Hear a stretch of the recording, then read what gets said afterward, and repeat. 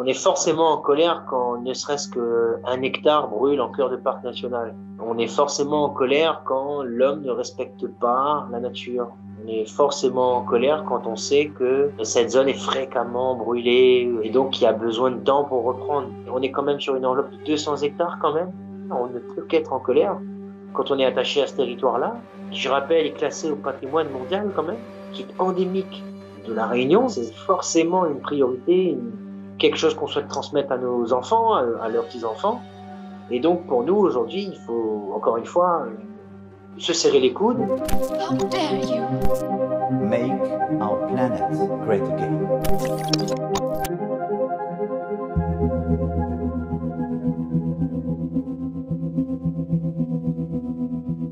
Ce qui a beaucoup brûlé dans les premières estimations, c'est une partie du cœur de parc national qui est ici inscrit au patrimoine mondial de l'UNESCO. On est sur une végétation très importante. C'est un type d'habitat qui regroupe plusieurs petits habitats. C'est un macro-écosystème, on va dire, qui regroupe des espèces qui n'existent que dans ces altitudes-là. La Réunion étant le plus haut sommet de l'océan Indien, une végétation qui est quasiment exclusive dans l'océan Indien. 9 espèces sur 10 sont endémiques de la Réunion. Ça veut dire qu'il n'existe nulle part ailleurs.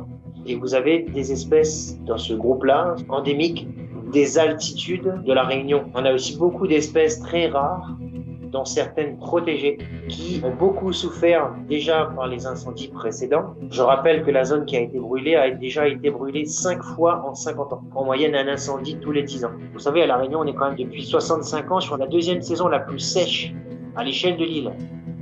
Donc là, on est clairement sur un impact plutôt global associé au réchauffement climatique.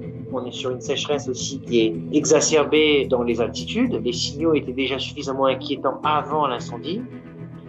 En revanche, pour qu'il y ait un départ de feu, il faut qu'il y ait un déclenchement. L'action de l'homme, clairement.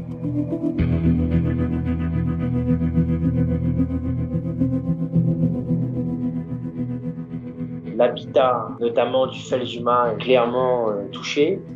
Et le Felsuma en lui-même, on a des inquiétudes puisque la population qui est au Maïdo, qui est inféodée à la falaise qui a été incendiée là, et qui d'ailleurs a été incendiée aussi auparavant, a été très fortement touchée. C'est même une espèce qui est quasiment super endémique, on va dire. Là, avec les différentes études génétiques qu'on a mis en place, on a montré que la population du lézard vert des hauts du Maïdo ne partage de gènes qu'avec certaines populations. On se demande si ce n'est pas carrément une sous-espèce classée en danger par l'IUCN. Dans tous les cas, c'est une priorité extrêmement importante en termes de conservation. On est inquiet parce qu'on ne sait pas vraiment si cette population est encore présente.